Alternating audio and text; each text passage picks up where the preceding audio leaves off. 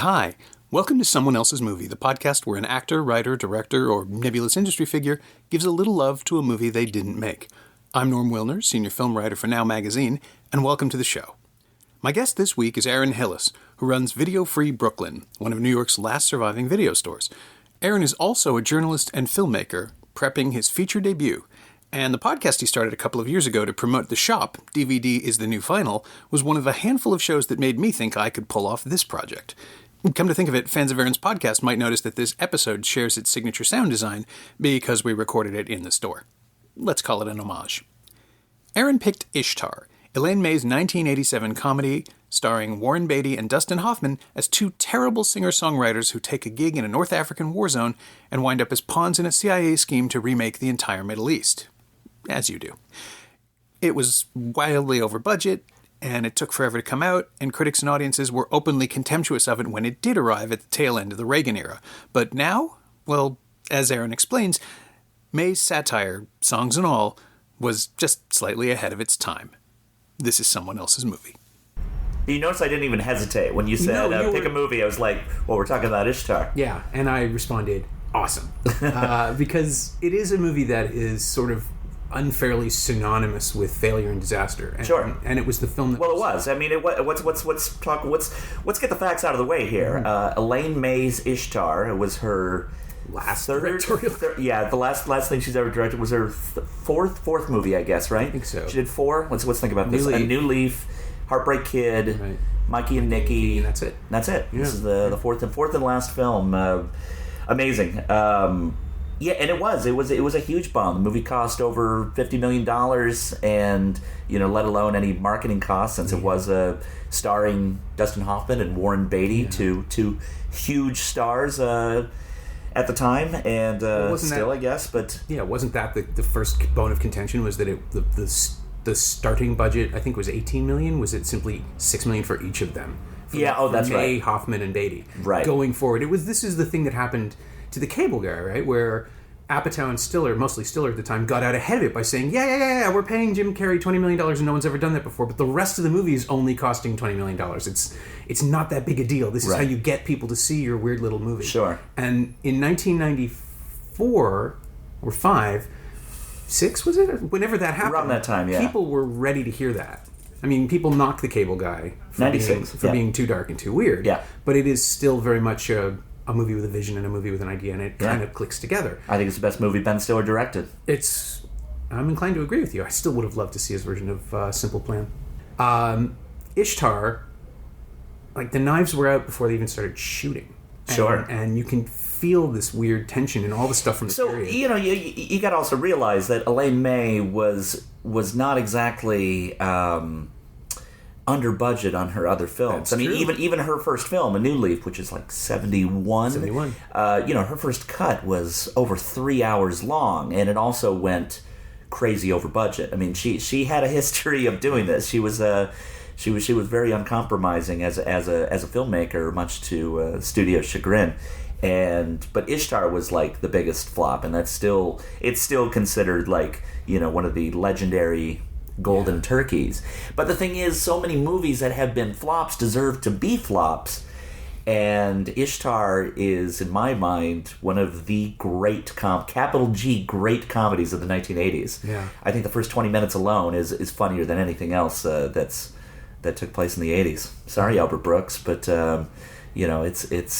it's tremendous. I rewatch it at least once a year. Okay, well, it's not a competition.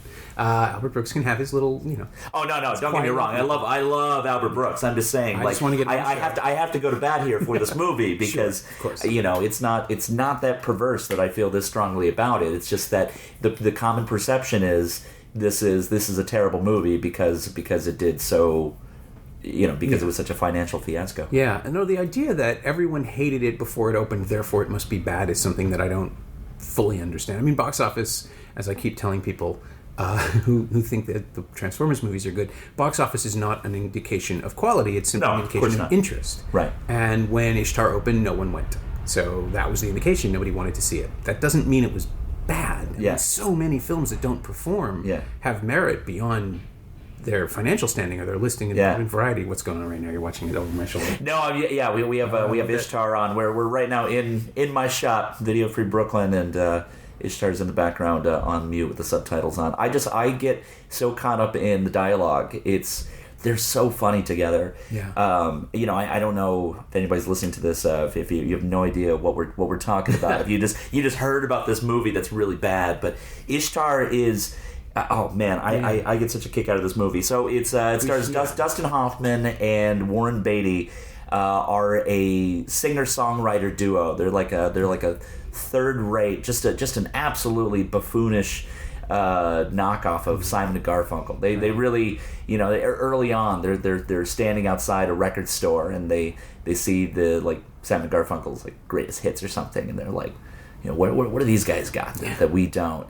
And Paul Williams actually wrote all the music for the movie. So much of it's not even in the movie. There's like a little montage where you see them writing together and workshopping their songs, and you only get a chance to hear a couple lines of their really Wardrobe of Love, crappy songs about software and lawnmowers and even the very beginning, it's them. Workshopping a song line by line, and they're trying to figure out my favorite bit in that is Dustin Hoffman just saying why, and the question is, telling the truth can be dangerous business. Dangerous business. Why is it dangerous? Why? And then they start going this back and forth. And difficult problem. Yeah, difficult problem. It can be a bitter herb. I've never heard of a hit song with bitter herb. The word and the lyrics are just so clunky. It's great. It's telling the truth can be dangerous business. Happy and popular don't honest and popular don't go hand in hand. If you admit you can play the accordion, no one will hire you in a rock and roll band. And then the next line is my favorite, which is, but we can sing badly our hearts out. And if we're lucky and no neighbors complain, that means absolutely. That's so fantastic. This means that's happened to them. Yeah. There's a world in the music. Absolutely. That we never get to really experience. Yeah. And the idea, too, that they are already 10 years too old to be working at the gigs that they're working at. Right. That Beatty is this bizarre hick from... Well, no, that's the best. That's my favorite joke about the whole thing is Dustin Hoffman is nicknamed Hawk. Yes. He's the ladies' man. It's a gang thing. And Warren Beatty is just talking to him. It's I just don't know how you do it. I can't talk to women like you can. But it's Warren Beatty. You can't. It's not like he's in disguise. You're looking at Warren Beatty next to Dustin Hoffman. It's a terrific gag. I'm actually working on a project that. A film that I'm going to direct and, against my better judgment, co-star in. Okay. That's going to take place entirely in the country of Panama, and that's a joke that we're repeating there. That I'm going to be the Dustin Hoffman character to my co-lead, who is a rugged Hollywood actor, and but pulling you into the larger situation. Yeah. So obviously, then there is. That'll back us up to the other question I always ask at the end, which is how this has influenced your own work. But in the moment when you're watching it, or what was actually more importantly, I guess, before we even get there, what was your first experience of it? Did you see it theatrically? No, I didn't. I would have been too young. It would have been I would have been like 9 or 10. So I think the movie's. I don't even know what it's rated because the only way that you can get it in home media. Is the Amazon Blu-ray, right? It's just Blu-ray. You can buy it elsewhere. It is. It's a director's cut, but they never released this movie on DVD in the United States, North America. I can't say I blame them. And just in terms of the corporate hostility towards it, it's one of those things that should have surfaced and didn't. But when you look back there are far worse movies that came out right away. It's just having the two of them and Isabella Gianni and Elaine May has her fans. It's shot by the great Vittorio Storaro. Yeah. It looks great. I really don't understand why it has this this damned reputation because. I guess there is a bit of a cult following now, and I know a few years ago, like Elaine May presented a screening of it that I heard was sold out 5 or 6 years ago. But I just think it is such strong writing and unique. I mean, it really doesn't look like any other film. You know, you start with this movie about these two hapless guys who are just so naive. I mean, they're not even buffoons, but no, Elaine May, I guess, one of the inspirations beyond like the Hope and Crosby road movies was Ronald Reagan. She had met Reagan, and she thought there was something kind of both charming and dangerous about his naive nature. Yeah. And that's sort of what's going on with these guys. And, you know, first 20 minutes of the movie takes place in New York, and they're like trying to find gigs, and they're just getting these like just terrible, you know, low paying, just terrible gigs. And then they get an offer to go to North Africa, to go to Morocco, where they love American singer-songwriter duos. Yes, exactly. Yeah. And they're gonna play a hotel gig, but really the whole thing is that they're patsies in a game of espionage with Charles Grodin as a slick CIA agent who's playing them as patsies, and Isabella Gianni is working with the rebels. Sort of a freedom fighter. But sort of a mysterious character who you don't know where her loyalties really are. And no, I mean it gets into something that's way more ambitious, and you know, and maybe it doesn't all work, but it's never boring. And I think that's one of the great things about it is, you know, plenty of movies that, you know, have shot for the stars and not quite hit it, but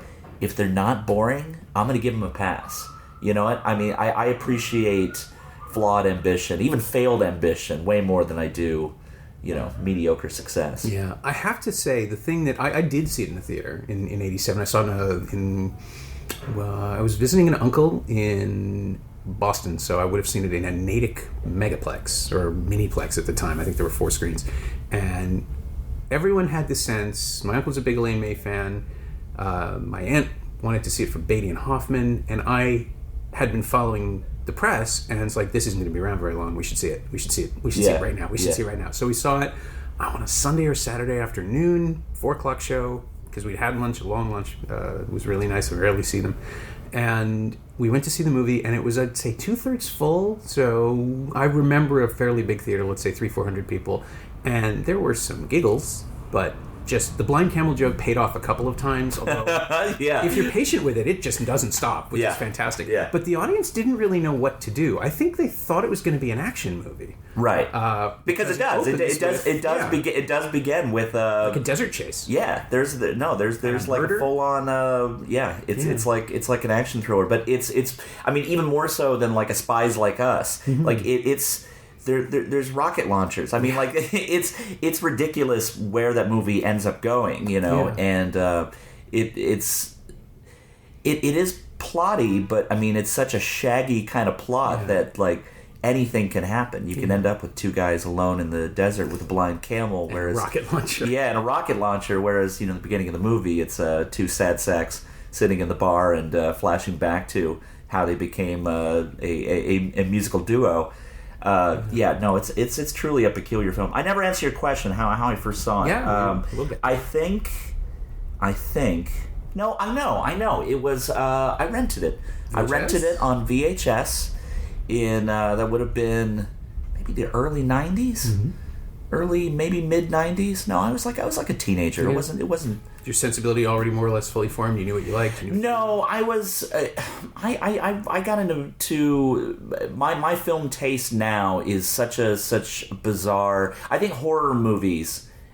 What got me into foreign films, art films, documentaries. Horror movies were my gateway drug because they were the first kind of movies that I was really aware of how they were being made. Right. And Same I think, for me, actually. So I think, my first movie magazine probably would have been Fangoria, but, you know, Fangoria then led to, like, you know, I wouldn't have gotten to Premiere if I hadn't started with Fangoria. And Premiere is where I ended up getting my start writing DVD reviews in 2002. So, yeah, no, I definitely rented it.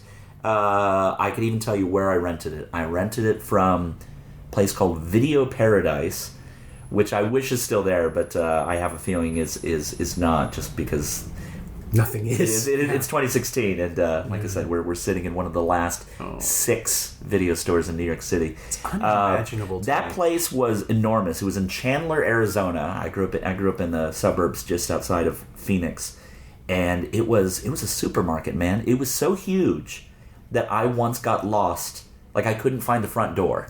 I got lost inside a video store. That's how big it was. Yeah. And that's how big they used to be. You kids today have no idea. You kids today. Square footage. What is now, I don't even know. Like, now, the one I worked in, it was a jumbo video at or Bathurst and Steeles in Toronto, which was it was literally farmland on the other side. It was the very, very, very north end of the city.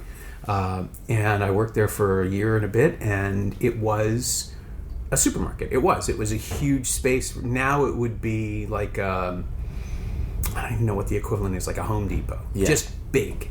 And we had everything. And it was like that was my film school. And you could watch, and I got into horror films were the gateway the same way, because once you start seeing what Carpenter's doing in Cronenberg, and once you figure out the use of lens flares in Carpenter and the musical stings, it's like expressionism. It's like you're discovering that, and then you move on, or I moved on to Argento and Bava and Giallo, and it's like that's just, it all starts rolling.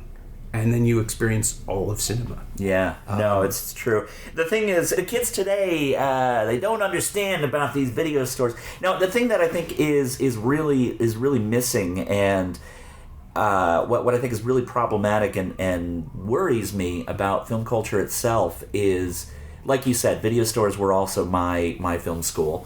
And what I loved about Video Paradise is they had a smoking deal. It was like 7 movies, 7 days, $777, or 5 movies, 5 days, same thing. But because of that, there'd only be like 3 or 4 that I cannot wait to see this. But then I had another 3 movies to just get stuff that appealed to me, because I could take a chance on something. Mm-hmm. It was cheap enough that I could take a chance, and the joy of discovery was there. Young millennials who have had broadband their entire life, they have this idea that you can just get anything, and you can't. There's no joy of discovery anymore. It's like people just take for granted that you can't get everything, and they don't look for things because they assume that the moment they want to find something, they just can. And it doesn't really work that way. And I feel like now, so many people are watching movies like streaming, for instance, like on Netflix. Yeah. Well, Netflix is cool for their original content and television. They've got a lot of old television, but they're letting a lot of their licensing deals lapse, and they're not really caring as much about film, and they have a really limited, in my mind, garbage selection of movies. I mean, we're standing in a shop that's 375 square feet, and literally 85% of what's in here you cannot get on Netflix. Yeah. But also, you can't really. They've got a really haphazard search tool, and so it's more like they give you a bunch of selections, and they're like, which one of these 20 movies in this category do you want to watch? And it's like, well, I don't want to watch movies like I want to browse. I want to browse the same way I do in a record store or a bookstore. Yeah, and I realize those places are also kind of. Like dwindling as well. But I don't think those are ever going to go away. At least not bookstores. I think there's just too much of a human desire to want to feel that tactile thing, to be able to pick up things, read the back, read blurbs. You're just not going to get it from a one sentence log line. So a movie like Ishtar that I had heard was a stinker. I was able to take a chance on it because it's like, well, I like Warren Beatty and Dustin Hoffman, and this movie looks kind of weird. And there's a picture of them like trying to drag a camel through the desert. But wait, they're musicians? I don't even understand. So I was able to watch it that way, and I didn't love it then like I do now. But I knew it was funny. I mean, I knew it had jokes in there that were like, well, this is truly an unusual comedy, enough so that it made me want to revisit it again later. And I'm sure by the time I saw it, when did I see it again? I think on TV. I think I saw it on TV years later, like on cable or something, and that's what made me really fall in love with it. And then once this Blu-ray came out, 3 years ago, I was all over it because I just can't believe this movie's not on DVD. And yeah, I snapped it up the same way just because I figured... First, I think it was exclusive to Amazon for a while. They were doing a sort of test run where they would release certain titles. And it's like, this is never going to be available again. I have to have this right now. And it's more or less... I don't know what the difference is from the theatrical version than the director's cut. I really didn't notice anything. And I almost don't want to do a deep dive just because I don't want to know exactly if it's just a replacement of shots or something. Everything lands more or less the way I thought it did. It seems like it has less of a third act than it did, but I don't think it ever had a third act. They go into the desert and then basically it just rolls towards the end of the movie. It's just chaos after that. Yeah, it's shaggy. I mean, it's shaggy. Even though there is a plot and there are players and there are heroes and villains and different shades of where they're. And as soon as you start talking about shades, the thing you cannot do is ignore. The thing I feel I must do is just point out how great Charles Grodin is. Oh, Charles Grodin is always great. Guy. Yeah, he is such an interesting take on that character because we're used to seeing the sleazy operator, the smarmy guy, the overconfident one. Now it would be Barry Pepper in a white suit and sunglasses. It would be like an instantly understandable type. Sure. And Grodin is gleefully open about being with the CIA, about what he wants. He never lies to anyone. He's completely open about everything, and he's perfectly willing to accommodate whatever anyone wants on his own terms.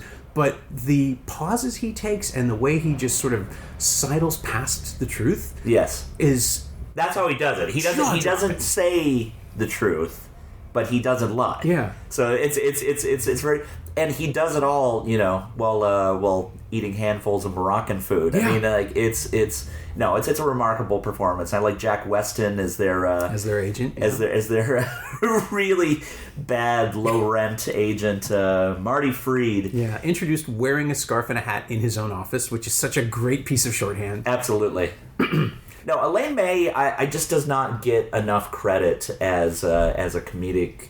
I mean, she's brilliant. She's absolutely brilliant, and I love all four of her movies. I really do, and I just feel like she just doesn't get enough credit because it's much juicier to talk about the problems behind the scenes. Sure, and I think I think Mike Nichols ends up getting far more attention than her, but she really did some great work in film. It's a shame that she'll probably never direct again. She has been working as a script doctor for decades. Yeah, she has, and in fact, that's how she managed to rope in Beatty and Hoffman, because she helped on both Tootsie and Reds. That's Beatty kind of owed her one. He still got paid, but he owed her one. So. And then there are talks about there being like clashes on set. I mean, that's a lot of ego for sure. Especially just Elaine May and Beatty alone. But all three of them have talked about what fans they are of this movie. I mean, there are a lot of big fans. Scorsese's a fan. Sure, of course he is. Of course he is. Tarantino's a fan. Edgar Wright.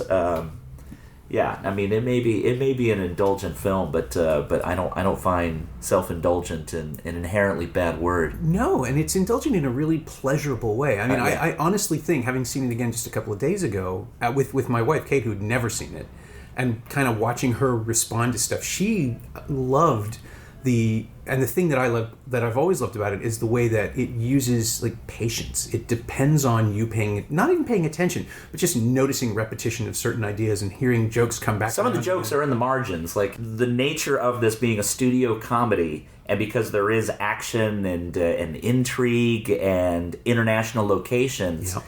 But some of the best jokes are not played big; they're played really small. So there are definitely like some broad things in there, like for instance a blind camel, and the auction scene, which now plays as really uncomfortably racist. Oh yeah, it didn't really at the time, which is really interesting. I think that was the scene. I was sort of holding this back. That was the scene that got the biggest laugh at the Boston Theater, because it's Dustin Hoffman screaming and funny, and screaming funny. And now it's just like, oh Jesus Christ! Like you couldn't even shoot that. You couldn't script that. Sure. This is the Ridiculous Six stuff where actors would just walk off the set. If they were asked to, you need to be an Arabic person being yelled at in gibberish, and that person is our movie star is going to make noises that sound like what we think your language. It's just like you couldn't even package that. Sure, but it still works today because the characters are not that bright. Yeah. So it's like it doesn't even, I don't even know if it comes off so much as racist as just clueless. Yeah. Which is, there is a fine line between those things, but I don't think. I think they're well-intentioned guys. That's the thing. So I don't think they're trying. Like, if you had told them, guys, you can't do that, you're actually you're being offensive. Yeah. I think they would suddenly apologize as those characters are written. Like they're not. They don't know they're transgressing. That's correct. But now I think it's impossible to see that without thinking about the thought process that went into it. I mean, it happens a lot when you look back. We did an episode on Tootsie, in fact, and the sexual politics are actually still pretty sound. Yes. And it feels and looks progressive. But there are a couple of things where friends of mine have talked. You're doing Tootsie. Oh, what about the way Dabney Coleman treats women? It's like, yeah, but the movie knows he's an asshole. Right. And the movie knows these guys are morons, but they're not racist. It's just, I think now that scene couldn't exist. You just couldn't. You'd smother it in the crib before it even made it. Well, I mean, it's tough. It's tough when you and it's you can't judging a film that's 30 years old with the morals of the present day. So. Yeah, but I still think there's a big difference between characters who act a certain way and the filmmaker's voice of because like, for instance, if a character is misogynist or racist. Is the movie? That's a big thing. Came up a lot with the Hateful Eight for a recent example. Mm-hmm. There's some really like terrible things that are said about black people, terrible things that are done to women. But is that Tarantino's worldview, or is that the characters in a period piece where everybody is hateful? I mean, it's in the title. Yeah. It's inclined that. I mean, but part of what I think makes a movie interesting, and I don't love the Hateful Eight, and this is a minor digression, but bring it. But is I like the idea that there are no likable characters. That literally every character is in some way despicable. And so you as an audience member have to decide where your loyalties are, because some characters are less despicable than others. But then they still have, but they're all people that you kind of think maybe deserve to be punished for their less than righteous ways. Yeah, my problem with the Hateful Eight is more that Tarantino, all the characters sound like Tarantino now, and like that's been going on for a few movies. But he's just reached the point where I find it impossible, and I think this is what he wants. I find it impossible to distinguish the virtuosity being expressed from the story and characters. The same thing happens with Inarritu. It's just like, this is me, this is my mastery, and you must submit to it. And I don't want to submit anymore. I'm kind of tired. I'll take Tarantino's movies over Inarritu. Yeah, I will any day of the week. I will also do that. If you buy a tripod, you don't have to nearly kill your cinematographer. It's a fun trip. It's a fun tip, pro tip.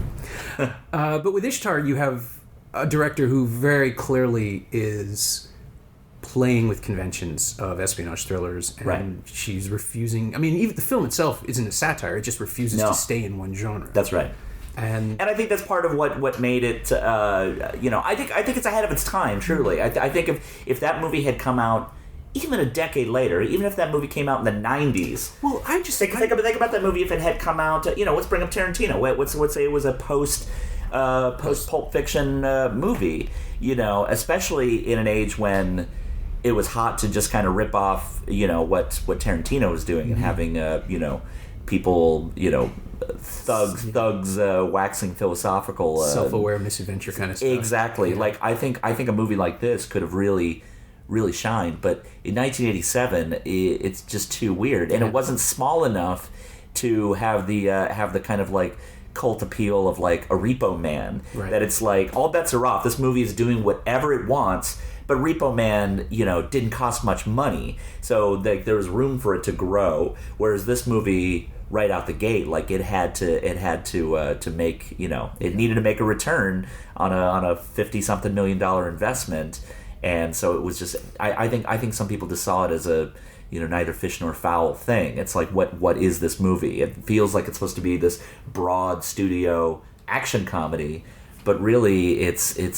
It could be a quirky independent film. It's just it's singular, man. Yeah, it is. And the point of comparison I keep thinking of is weirdly enough, is Bob Roberts, which also made its point and left so quickly that people almost don't think it was real. It's Bob Roberts also had more critical acclaim. Yeah, it was supported. It caught. Yeah, and it was an indie. It was a tiny little film. That it was a smaller film, and I think. I definitely understand what you mean, especially coming from, from like an auteur standpoint, because that's definitely something that was like it's a filmmaker's vision of how this wants to present itself. And I think that with Ishtar, even if it had been like 2 years later, once the Iran-Contra news broke, I think people would have understood it, because that was the thing that jumps into my head. This viewing. I didn't even think about that. 1987. That wasn't short. It hadn't broken. Right. And it wasn't until Reagan was out of office, I think, that we really fully understood what was going on. Right. And so she's predicting not the response and not the scandal, but the activity. Right. And obviously it was in the air, it was in the wind, she felt it. Right. It just like I said, Reagan was an inspiration. She had met him and said it was his naivete that kind of informed these characters that both charming and dangerous. Yeah, and the idea that she might have seen this coming is even more amazing. Now, see, Ishtar is prescient. It's Wag the Dog, right? That's the other one. It's the line of fiction becoming reality in the wrong way. Right. And that's where Bob Roberts ties in, because it is a direct satire of something that's going on, but at the same time it's somebody who really, really has something to say and can't quite articulate it clearly enough for people, so it becomes a cult movie, so it bubbles under.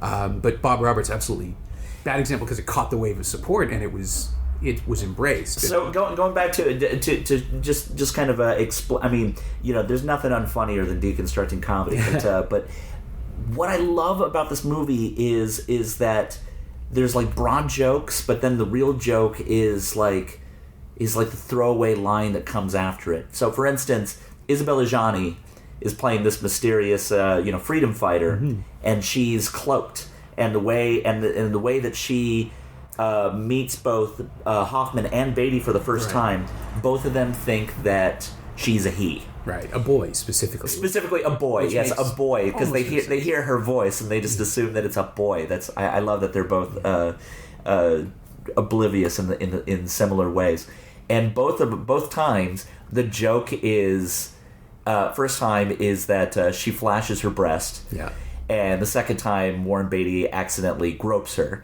and realizes, but when Hoffman when she does it, she's in an airport. She doesn't have time. She's way smarter than both of them, and which is also a great gag too. That they're the heroes, but really it should be Isabelle Adjani's movie once it gets to Ishtar, and she flashes a boob, and Hoffman just says look what you have. Yeah, that's right. As if she wouldn't know. Right. As if, because he's learning for the first time, he's questioning her, do you know what you have? It's just such a, it's like a throwaway line, but it's just such a layered joke of just buffoonery. I love it. And it's almost a non sequitur, because what would the next line be? I never understood where that would go, but it is so funny. Yeah. And with Beatty, there's that whole "are these breasts" thing that just keeps going. Yeah. He just won't. He grabs her. There's a scuffle. He grabs her from behind, puts his hands on her chest, and then starts groping.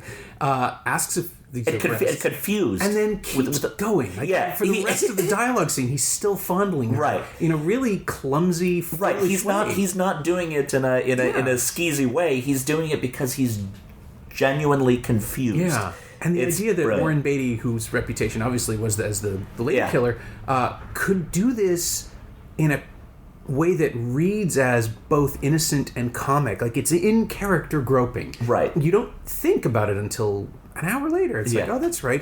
Of course he knows what breasts feel like. But it's just so odd that they were willing to, that those two guys were willing to do that. First of all, that they trusted May enough to really give those performances rather than just wing it, or not wing it, but rather than just walk through it, or sleepwalk it, and that it reads, that it works. This is one of those things where the tone is so important, and I think at the same time that's why people didn't get it, because the tone is so precise that it's alienating. I mean, this is the studio of Ghostbusters. This was the studio of giant studio comedies in the 80s. And here is this tiny little misfit child of a movie that, if you pay attention to it, it's pretty great, but it requires that initial investment. You have to trust it. And people just didn't know what to do. I just found out the finances on this. So Beatty and Hoffman, this is from Vanity Fair, got about $5.5 million each for acting in the picture. Beatty got an additional $500,000 for producing, and May $1 million for her original script plus directing. So she didn't get nearly as much. This added up to a nice piece of change. That's $12.5 million just for the principals before a single frame of film went through the gate. It was also rumored that Beatty and Hoffman would get another 5% of the box office starting with the first dollar. Which then would have been a big deal. But yeah, absolutely. Now that's your standard Nicholson deal now. I mean, yeah, that would be. This even says would be equivalent to like what Tom Cruise or DiCaprio would get in today's dollars. Yeah, amazing. Wow. And so now it's just out in the world 30 years later, waiting to be rediscovered. I really think that this one's going to grow. I mean, I feel like I meet more and more people who know of it, who have heard of it, who want to see it, because it's now come back around. It's been like this unfairly maligned movie. I mean, I'm a sucker for a lot of those. I could have also done this podcast about, I don't love it as much, but I could have easily talked about Hudson Hawk. I'm a fan of. Someone will pick that, I'm sure. Yeah, I'm sure someone's going to do Heaven's Gate or Waterworld. I could talk about Waterworld, well, but I don't. But none of those are. I mean, I think again, I think this is one of the great comedies of the '80s, and I probably watch it like once or twice a year. Yeah. Do you push it on people? Do you? Absolutely. Oh yeah, especially when I know that people are looking at the Blu-ray section, because it's like, yo, this is not even available on DVD. This is an exclusive. This is what puts your Blu-ray player to its fullest use. That's great. We have another one, similar vein, that another turkey. In fact, the director once referred it to me as "At Long Last Turkey." No. Peter Bogdanovich's "At Long Last Love." Similar kind of thing was just a total misfire at the box office, but and it was, to be fair, a really outmoded idea. This was like mid-70s. Yeah. Bogdanovich did an ode to MGM musicals, shot black and white in color, meaning that it was like monochromatic, but it was a color film, so everything is black and white.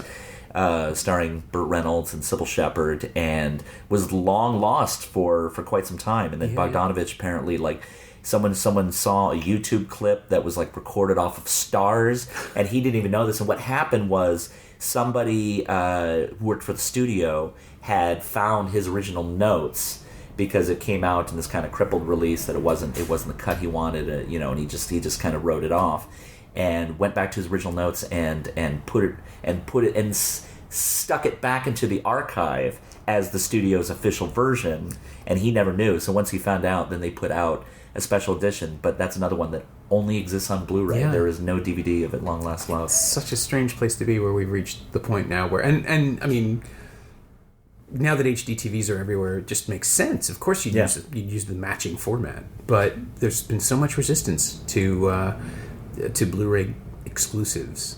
I think it's dying now, just because physical media is changing. Yeah, I think it has. I mean, I'll say this as a video store owner. Of course, I have a vested interest in and I should say that video store, we do only carry DVD and Blu-ray, but it's the same way as we call it film, even though so much of it is shot digitally these days. I'm starting to switch over to picture, and it's driving me insane. Picture, yeah. No, I think the only person who gets away with saying picture is Martin Scorsese. Anybody else who says picture, I kind of roll my eyes. Good picture. No. Unless you're Scorsese, you should just call it a film or a movie.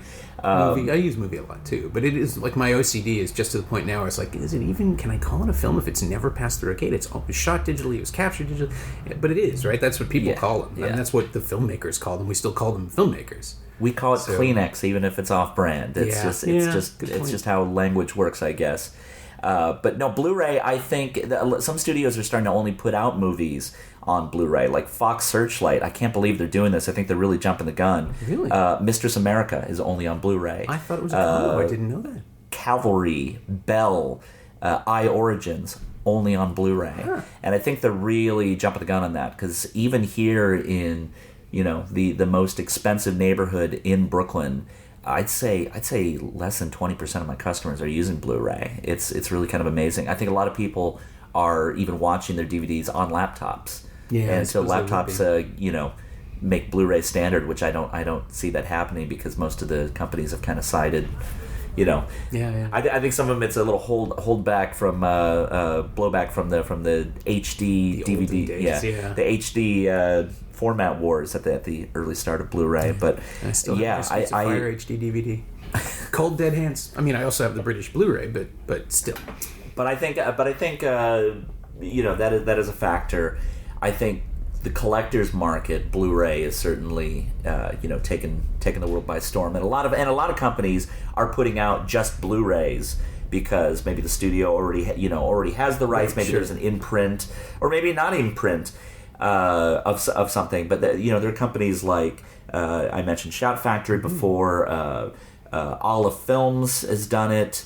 Twilight Time. They're one of my favorites, and that's Twilight Time. Twilight Time, I think, is doing the Lord's work. They're putting out these special Blu-ray editions in a limited edition of 3,000 copies each, and once it sells out, it's done, man. It's out of print. You want to get De Palma's Body Double on Blu-ray? It's probably, I think that one went out of print before Street Date. I mean, I got I've been buying their Truffauts, and State of Grace was one that I grabbed. Yeah, Truffaut. Actually, I can bring this back to Ishtar. I think I have up here. Adelash is right behind you. Yeah. What's that? Adelash is right behind you. Yeah, there we go. Yeah, still sealed.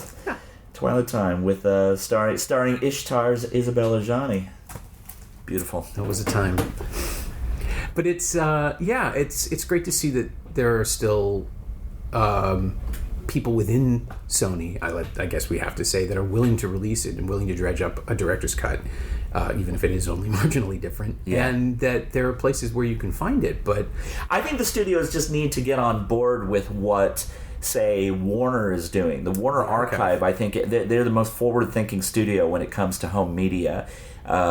Those who don't know about it, Warner Archive has basically realized, because physical media is dying its sad gasps, that it's not cost effective to just make a run of 1,000, 2,000, 5,000 copies of a title from the 40s, 50s, 60s on through up to a few years ago. Mm-hmm. So things that have not been on DVD, they're just releasing as these made-to-order DVD-Rs, and they're no frills. They almost never have any bonus features. In fact, the cover art is usually like just a standard Warner Archive template with whatever the poster art was back in the day, and it makes sense. And now Warner is starting to get out the deepest cuts imaginable. Because if they just have to make them, if they only make 200 copies of something, fine. They didn't pre-make them. So as long as people are buying them, they can do it that way. And it's smart. And I wish more studios would do it. It's still the only place you can get the Hudsucker Proxy on Blu-ray, right? That was their release. Was it? Yeah, it's an archive release. Wolfen is one of them. The Hunger, which I would imagine will now be in considerable demand. Yeah, I think my copy of The Hunger here is like the out of print one. So. Oh, okay. Yeah. The Blu-ray? I don't have the Blu-ray, just the that was they're coming back around right. to doing that again. Yeah. They're sort of realizing, we can still. Of course, there's a market for this. It's just not as big as the print 100,000 Blu-rays and leave them sitting in a Best Buy somewhere. Right. Sure. Yeah, and I'm loving the fact that everyone sees the value, at least insofar as that I can get one. Mm-hmm. Yeah, like the world doesn't have to see the value; just the people who have the content and the people who want it. Ishtar is a regular release now, but it's still started as a weird little. But it's on Blu-ray, and you can't really get it any other way. I mean, and going back to the kids today, I'm sure if there is a 19-year-old out there who for some reason wants to watch Ishtar, I can't imagine a 19-year-old today going after it necessarily, but. They'll probably just find like a torrent of it, and and it'll probably not look that great if it's not from the Blu-ray. And I feel like there's a real lack of media literacy with future generations, and with noted exceptions. I mean, I really get excited when I see someone come in here, under the age of 21, who's into like cooler stuff than I was at their age, because that's what I would hope that I would have if I had broadband my entire life, that I would be hungry and curious and try to see things that were outside my comfort zone, and something that I don't know about. And I just don't feel like I see that today. It's really weird. Like, I don't see teenagers coming into the shop that often. Every once in a while I'll get a gaggle, like on a Friday night. Like, that's what they've decided they're going to watch a movie. It's an exotic thing, but for the most part, video stores are there's a reason that they're like considered a relic. It's like Netflix and iTunes killed the mom and pop video store. Hell, they killed Blockbuster. I ended up doing an interview on NPR all about the death of Blockbuster, and I remember saying good riddance. And I still think that, because I think Blockbuster was pretty terrible for film culture, because they would edit their movies in-house without the permission of the artists or the studios. I mean, that's inexcusable in my mind. But they kill all the video stores, but now they've realized that, wait a minute, our original content is way more popular than movies, and now no one can find these movies. So it's like the future was here, and it seemed like everything was going to be at our fingertips, and now more than ever I'm getting people signing up for memberships here because it makes sense. Now it's gone back to I often compare it to, the other one I compare it to is like the Apple Watch. It's like the smartphone killed the wristwatch, and then Apple decided we're going to make a wristwatch. I mean, it's the most ludicrous thing I've ever heard, to do all that in-house. But I like that in this overly digital world, that there are some people that are coming in here because it's kind of a analog, tactile reaction to that. Be able to pick up stuff, but also to talk to people, knowledgeable film people. All my staff here, breathes film like I do, and no algorithm is going to turn you on to Ishtar. I'm sorry, it's just not going to happen. An algorithm can only tell you what it thinks you've already watched plus what it wants to sell you. It's never that's right. It's never a human connection. And just flipping through cases is something that the repository aspect of a video store is something that I miss terribly. I mean, we still have a few in Toronto, and I get to go play there, but it's just so great to see it somewhere else. It's a culture. You know what I really like is that it used to be there'd be competition between video stores, but now that there are not that many left, video stores now there's like solidarity. It's funny, what are the big ones in Toronto? Queen Video, Bay Street Video follows us on Twitter, and we follow them back, and we interact with each other. Scarecrow out in Seattle, Vidiot's in Santa Monica. I mean, there's some great stores out there. Not too many in New York, unfortunately. There's only a couple that I would say are really fighting the same fight I am, and it's so weird to see them all gone. I know. It's a different landscape. But what happens? What happens if once all of them go? Like, this isn't. I don't think this store is going to be here forever either. But what's going to happen when people want to see things, and it's just not available, and it's not cost effective to buy an out of print DVD? Alan Rickman died. I really wanted to. I had to look it up again. I knew it was out of print, but I would love to get Truly, Madly, Deeply on DVD, and it's like, sure, for the low price on Amazon of nearly $200. Seriously? Yeah, it's been out of print for a long time, and it's a beloved movie. So the collector's market means that somebody can actually charge that, and somewhere along the way, somebody will buy it just because that's the only way to get that. I'll keep an eye out for a used copy if I ever see one. Yeah, please do. I mean, I have it, but Jesus Christ, 200. Yeah. Well, if anything gets a Blu-ray release, it's a weird thing, man. And you never know what goes on behind the scenes of of rights issues, and for example, bring it back to Ishtar. It's like the studio there was not beloved by the studio, and it's kind of amazing that a Blu-ray even came out, and you wonder wouldn't it just make more sense for everybody if to just make these things available? Maybe you do it in with the Warner Archive model of maybe you don't spend any marketing dollars on it, but it just seems like bad business to try to suppress something over something as silly as pride. Yeah, or you lease it out to someone else, a third party. Like Shout Factory has a great line on MGM stuff that MGM last had the rights to Truly Madly. Maybe they don't know that they can do something with it. Yeah, I'll call Tom. Let's see what we can do. Yeah. But yeah, and you've already more or less answered the question of how Ishtar has influenced your own work. Yeah, absolutely. No, I'm essentially remaking Ishtar in Panama. It's not the same at all, but the dynamic between Hoffman and Beatty is absolutely one of the biggest influences to the script. And yeah, it's going to be an odd project that will hopefully be shooting later in 2016 with myself and Noah Segan. That's fantastic. Oh, and he's the Hollywood guy. That's an interesting casting choice too.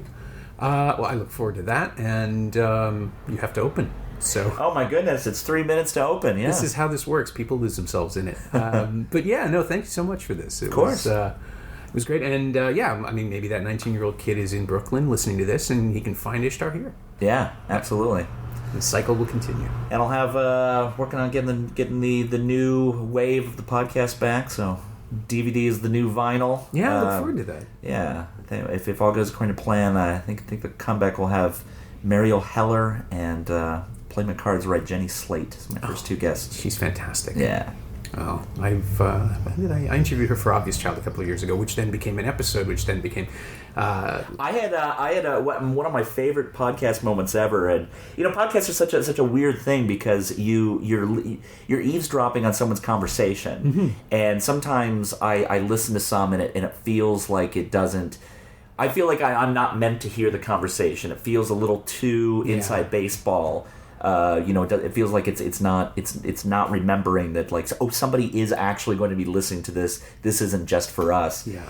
And one of my favorite moments I got to be a part of was I had Jason Schwartzman talking about Obvious Child for the podcast. He was in town because he was working on Mozart in the Jungle, and just happened to be staying around the corner. And I thought we were going to be doing it over Skype. And he said, I'm really close to your store. Can we just do it there? I was like, well, yeah, of course. So we did it in here, and I forgot to, which I did today. I forgot to turn off the ringer on the phone, and it was before we had opened. And you can listen to this on an older podcast. Yeah, I have. It's great. It's great. And so this little old woman calls. Schwartzman picks up the phone, puts it on speakerphone, and proceeds to have a conversation with her about how video stores work, how she can get rentals. And he had been in here for 10 minutes, and he like knew what it took to like start a membership, and was just rattling it off, and then gets into a whole conversation about why renting is great. And she's just like this, like, how does it work? Do you need a credit card? Do you need a credit card? No, that was terrific, and I love those happy moments hearing a live conversation. Yeah, you're capturing something that maybe we're not supposed to hear, or maybe we wouldn't necessarily think we wanted to hear, but sure, it's great to listen in. Yeah. Well, thank you for that, because it is a direct inspiration for this, and thank you for this, because now this is that. You bet. Thanks, Norm. No problem. My thanks to Aaron Hillis, and best of luck on his first feature. In the meantime, check out his excellent ongoing podcast, DVD is the New Vinyl, wherever you find your shows. And if you should happen to be in New York, drop by Video Free Brooklyn sometime. They're on Smith Street, they're open from 2 to 10 every day, and you will almost certainly find something you never thought you'd see on disc again. Or you didn't even know was available in the first place. You can find Aaron on Twitter at CobbleHillis, all one word, 2 B's, 2 L's. And you can find his shop on Twitter at VFBrooklyn, all one word. The director's cut of Ishtar is available from Amazon on that Sony Pictures Blu-ray we mentioned, but since we recorded this episode, both the theatrical and director's cuts have become available for rental and purchase on iTunes. The director's cut is also available for sale on Google Play. And this is interesting, the director's cut is actually about 3 minutes shorter than the theatrical release. As always, you can find me on Twitter at Norm Wilner and elsewhere on the internet at nowtoronto.com. You can also find this podcast on Twitter at Semcast, S-E-M-Cast, or on the web at someoneelsesmovie.com. If you want to leave a review on iTunes, that would be great. Try to get the phrase blind camel in there somewhere just for funs. Thanks for listening.